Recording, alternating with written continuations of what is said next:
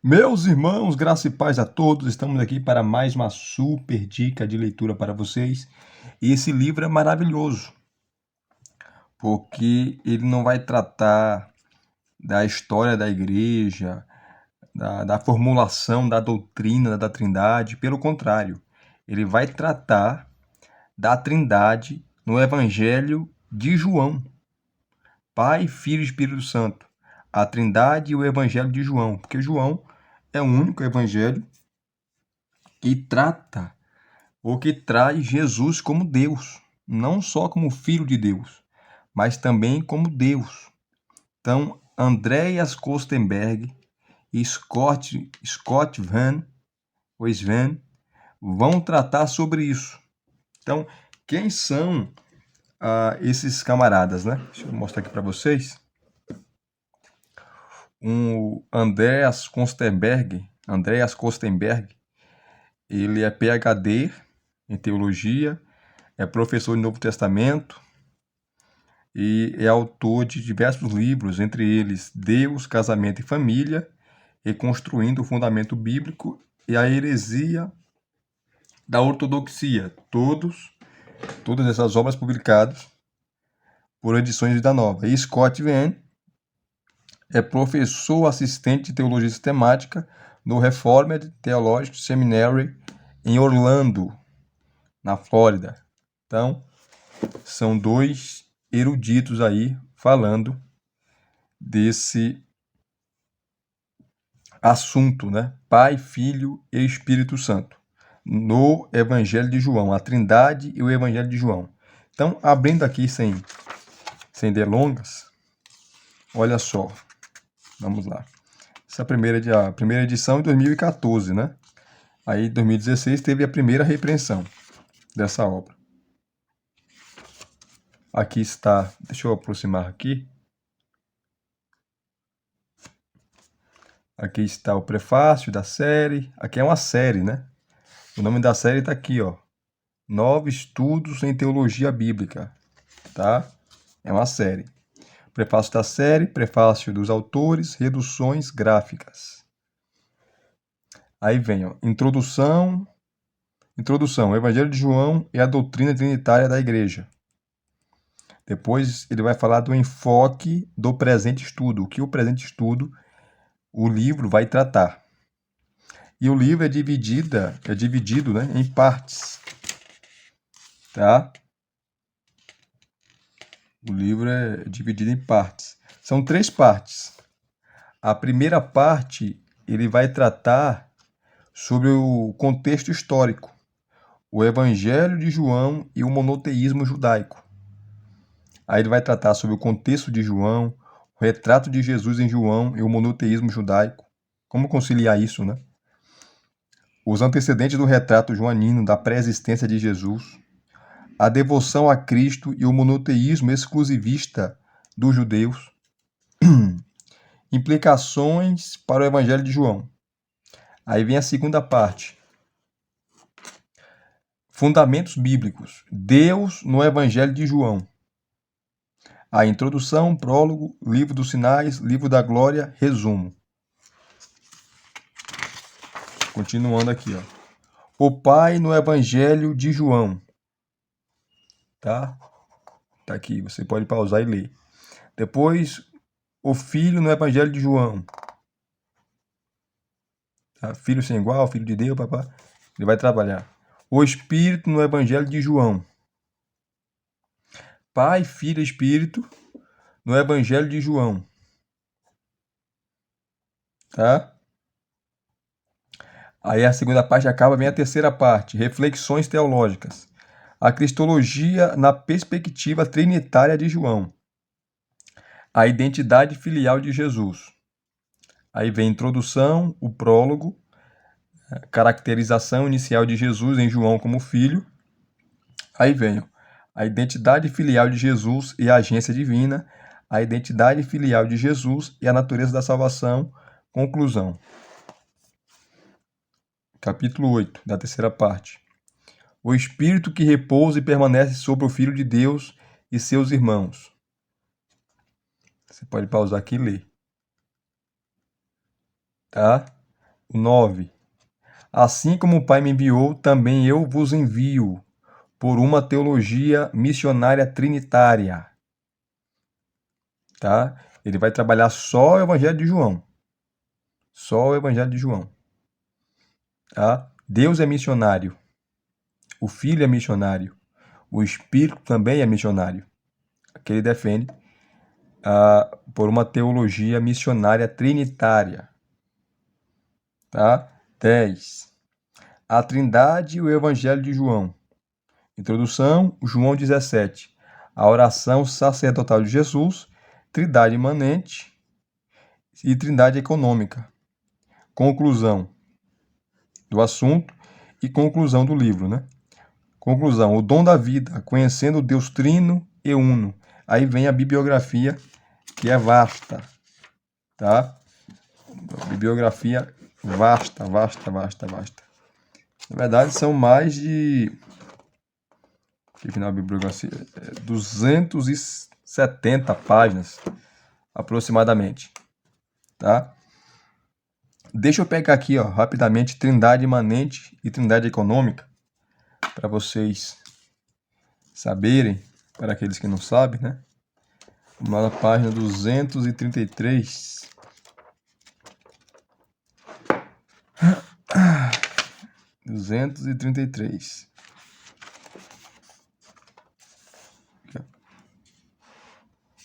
Vamos lá. Toda essa discussão nos conduz a uma das questões mais importantes e mais acaloradamente debatida na teologia trinitária, isto é, a relação entre a Trindade imanente e a Trindade econômica. Entre Deus, como ele é, eternamente, Pai, Filho e Espírito Santo, e Deus como ele se torna, no tempo, nosso Pai, por meio do Filho. Lembrando aqui, ó, que ele vai te dar também várias notas de rodapé. O tempo todo ele vai te dar várias notas de rodapé. Vamos continuar aqui. Mediante a atuação do Espírito.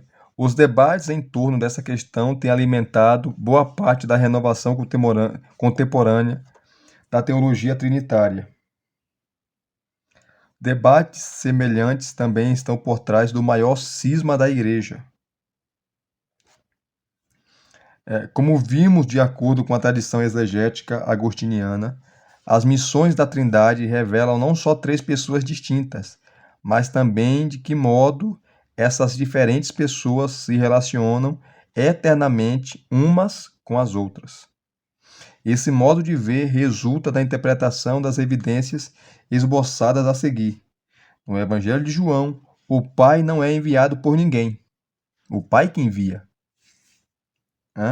O Pai que envia. Ao contrário, é ele quem envia o Filho. Por exemplo, João 3,17, João 17,3, etc. E o Pai também envia o Espírito. Capítulo 14, versículo 26. O Filho é enviado pelo Pai e envia o Espírito. O Filho roga ao Pai para o Pai enviar o Espírito. Aqui tem um pequeno esqueminha que ele vai trabalhar. Ó. Deus Pai envia Deus Filho. Tá? Deus Pai envia enviado que passa a enviar. Né? Aí Deus Pai envia o Espírito Santo. Tá? Você tá vendo aqui essa tabela. Aí tem a outra tabelinha aqui, ó. Relações entre quem envia, quem é enviado, entre Deus Pai, Deus Filho e Deus Espírito Santo. Aí ele vai falar aqui, ó. Deus Pai, Deus Filho e Espírito Santo. Deus Pai envia, Deus Filho, ele é enviado. Espírito Santo, ele é enviado. Deus Pai envia, Deus Filho envia, Espírito Santo é enviado. Deus Pai envia duplamente. Enviado quem passa a enviar. Envia o Filho e o Filho envia o Espírito também, rogando ao Pai, né? E o Espírito Santo é duplamente enviado. É tanto do Pai como do Filho. E o Espírito glorifica o Filho. Aí vem aqui, ó. Relações entre quem envia e quem é enviado entre Deus Pai, Filho e Espírito Santo. Aí ele vai trabalhar aqui. O Espírito é enviado pelo Pai e pelo Filho, mas ele não envia ninguém. Agostinho aplica então a essas evidências o seguinte princípio teológico que ele julga ser exegeticamente justificável. De acordo com o bispo de Hipona, as missões do Filho e do Espírito na história revelam alguma coisa sobre a vida eterna e imutável da Trindade. Em específico, uma pessoa só pode ser enviada no tempo por outra de quem procede eternamente. As missões temporais revelam as processões eternas e estão nelas enraizadas.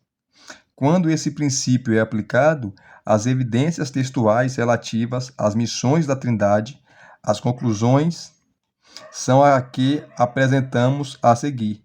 O fato de o Pai não ser enviado por ninguém revela que ele não procede de quem quer que seja.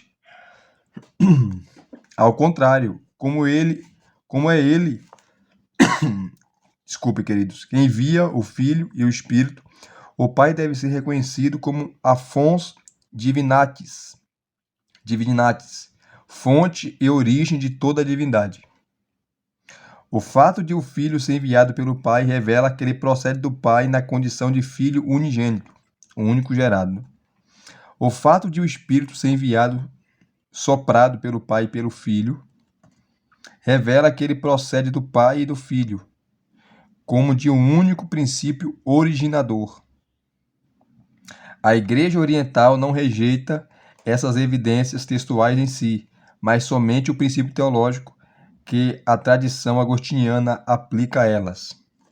Porque teve uma grande cisão, né, no ano 1051, quando a Igreja do Ocidente e a Igreja do Oriente se dividiram por causa disso. A questão da filioque.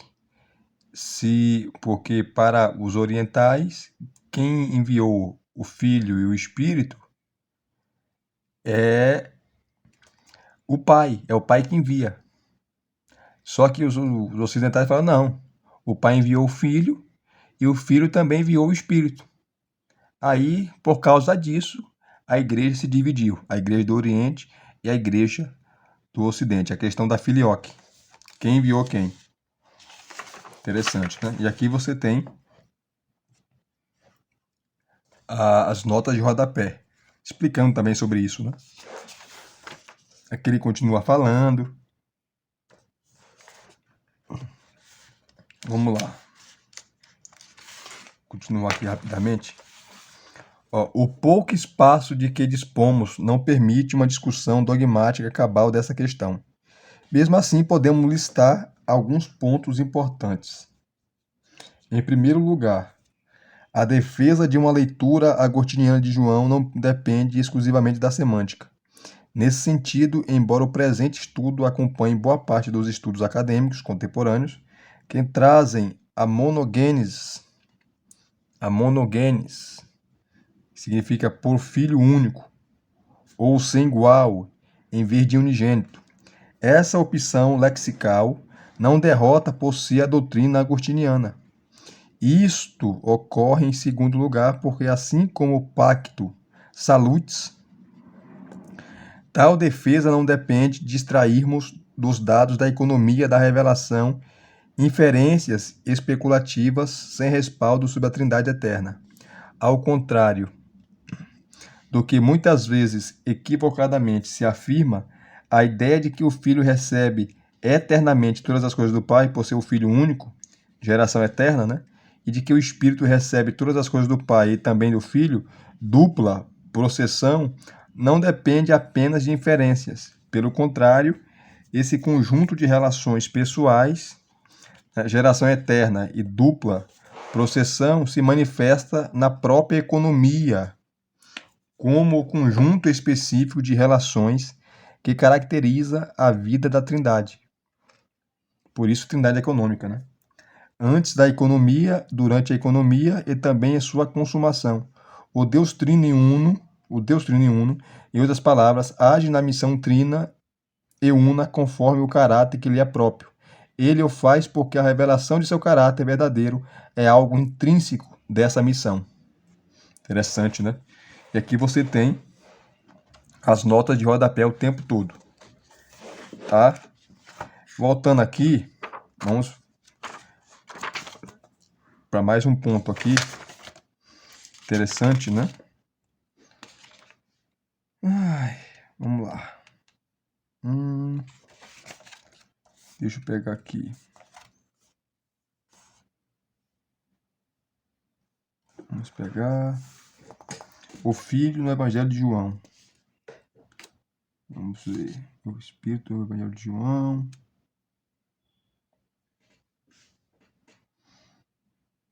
Vamos lá. Aqui, ó. Parte 3. Reflexões teológicas. A cristologia na perspectiva trinitária de João. A identidade filial de Jesus. Página 143.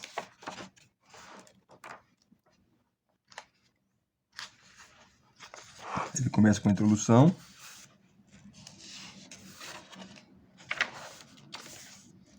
Depois da introdução ele começa. Que é a caracterização inicial de Jesus em relação... Caracterização inicial de Jesus em João como filho. João capítulo 1, do 1 ao 18, nos apresenta a caracterização inicial de Jesus por João, identificando-o como um paradigma de traços que caracterizará sua identidade messiânica e sua missão no restante do Evangelho. Em João 1:1, somos informados de que Jesus, descrito como o Verbo, sempre existiu com Deus como Deus. No capítulo 1, de 3 a 5, esse Verbo é descrito como agente da obra criadora de Deus, aquele em quem reside a vida divina e por meio do qual a luz criadora de Deus brilha nas trevas. No capítulo 1, do 9 ao 13, aprendemos que o Verbo veio ao mundo como luz para cumprir uma missão, dar ao povo de Deus a prerrogativa de se tornarem filhos de Deus. No capítulo 1, versículo 14, o ponto alto desse prólogo, o evangelista anuncia que o Verbo se fez carne e habitou entre nós, manifestando a plenitude da glória divina, uma glória como a do Filho único da parte do Pai. João capítulo 1, versículo 18, completa a caracterização inicial de Jesus no prólogo, descrevendo-o como alguém que habita ao lado do Pai e, portanto, plenamente capaz de tornar o Pai conhecido. E aqui você sempre vai ter as notas de rodapé o tempo todo.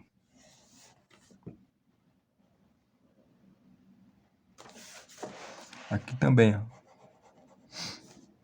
Nota de rodapé o tempo todo. Uma característica marcante no Evangelho de João é o fato que, depois do prólogo, Jesus jamais é chamado novamente de o Verbo. Em vez disso, João prefere descrevê-lo por meio de alguma denominação filial, por exemplo, Filho, Filho de Deus, Filho do Homem, etc. Não obstante, o paradigma de traços que no prólogo se refere a Jesus permanece constante ao longo de todo o Evangelho. Ele desfruta de perfeita comunhão com o Pai. É Deus, é o agente divino enviado em missão por Deus. Ele é Deus na fraqueza da carne humana mortal e revela Deus. Contudo, esses traços agora são os de Jesus, o Filho. São traços filiais singulares que manifestam sua glória distintamente filial. Conforme vimos, o prólogo já nos prepara para essa substituição de nomenclatura. Capítulo 1, versículo 14, a glória do Verbo encarnado é a glória de o Filho, ou de o Filho. Tendo identificado o paradigma de traços imputados a Jesus no prólogo, estamos agora prontos para delinear vários temas cristológicos joaninos que têm relação especial com os traços de caráter de Jesus. Isso nos permitirá entender melhor a dimensão filial da cristologia joanina. Exploraremos dois temas em especial. Primeiro, a identidade filial e a agência divina de Jesus. Segundo, a identidade filial de Jesus e a natureza da salvação. Aí vai trabalhar primeiro aqui, ó. A identidade filial de Jesus e a agência divina, né? O papel de Jesus, a missão que ele veio cumprir. Depois, ele vai trabalhar todo o Evangelho de João, os versículos, todos os versículos que aborda e fala da Trindade, do Pai, do Filho, do Espírito, ele vai abordar aqui, tá? Maravilhoso. Então é Bíblia pura, tá? Só o Evangelho de João, tá? Olha só aqui, ó. Vai falar, ó. Tendo considerado o retrato do Verbo no prólogo como agente divino, estamos agora em condições de entender como João desenvolve esse tema em um sentido filial. Em João 5, no início do ciclo das festas desse evangelho, Jesus cura um homem que estava enfermo havia 38 anos. Ele o faz no sábado. Diante desse sinal miraculoso realizado no sábado, João diz que os judeus começaram a perseguir Jesus. Jesus responde a essa oposição dizendo que estava simplesmente cuidando dos negócios de família. Meu pai trabalha até agora e eu trabalho também. Se Jesus e o pai é a mesma pessoa, como diz os unicistas, né? Como explicar esse texto, então? Ele fala, meu pai, uma pessoa, trabalha até agora, e eu, outra pessoa, trabalho também. Sua resposta incita ainda mais a oposição, por isso os judeus procuravam ainda mais matá-lo, não só porque infringia o sábado, mas também porque dizia que Deus era seu pai, fazendo-se igual a Deus. Versículo 18. Jesus começa então um discurso relativo à natureza de sua agência como filho do Pai, versículo 19 a 47, cujas características são importantes para o presente tema. Primeiro, ele reivindica o direito de realizar a ação distintamente divina de ressuscitar os mortos. O Filho, Jesus, declara, tem autoridade para dar vida a quem ele quer. E só Deus pode fazer isso. Como saberia perfeitamente qualquer monoteísta bíblico, somente Yahvé tem autoridade para fazer morrer e fazer viver. Deuteronômio 32, 39. Aliás, essa autoridade demonstra o poder único, sem igual, de Yahvé contra todos os falsos deuses. Olha só o que fala Deuteronômio 32, 39. Vede agora que eu sou, vede agora que eu o sou, e não há outro Deus além de mim. Eu faço morrer e faço viver. Eu firo e curo, e não há quem possa livrar-se da minha mão. Jesus está reverberando aqui Deuteronômio 32, 39, mostrando que ele é todo poderoso também, né? Portanto, a declaração de Jesus de que tem o poder de conceder vida é uma reivindicação do título do único Senhor, Deus de Israel. Por isso que eles ficaram bravos, os religiosos, né? E esse ponto é desenvolvido ainda mais quando Jesus afirma ter a prerrogativa de executar o juízo escatológico. Sua autoridade para julgar o mundo não é uma segunda prerrogativa divina, paralela a seu poder de dar vida. Trata-se simplesmente de outra forma de indicar a autoridade de Jesus sobre a vida e morte. Uma vez que, de acordo com o Antigo Testamento, Yahvé exerce o seu poder de fazer morrer e fazer viver em seu ofício de juiz da terra. Todavia, embora Jesus afirme ter o poder de realizar a obra caracteristicamente divina, de ressuscitar os mortos e assim se proclama igual a Deus, ele também deixa claro que sua obra é totalmente derivativa. O Filho nada pode fazer por si mesmo, senão o que vir o Pai fazer. Porque tudo quanto ele faz, o Filho faz também. O Filho julga porque o Pai entregou ao Filho todo o julgamento. O Filho dá vida a quem quiser porque o Pai concedeu ao Filho ter vida em si mesmo. O Filho faz obras do Deus único e verdadeiro, sendo ele próprio Deus. Contudo, ele as faz como um filho totalmente dependente do Pai em todos os aspectos. E aqui ele vai trabalhando, queridos, tá? Parte por parte, os versículos que aborda a Trindade. Então, esse, para mim, é um dos melhores livros sobre a Trindade. porque eles vão tratar de história, de igreja, os concílios ecumênicos, tá? Mas ele vai tratar da Bíblia, dos versículos bíblicos, principalmente o Evangelho de João, que é irrefutável, né? O Evangelho de João é a criptonita dos unicistas e unitaristas. Porque como explicar esses textos? Jesus faz clara distinção entre ele e o Pai. O Pai que envia ele. Se ele é o próprio Pai, se ele é o próprio Filho, se ele é o próprio Espírito Santo, então ele mesmo enviou ele mesmo.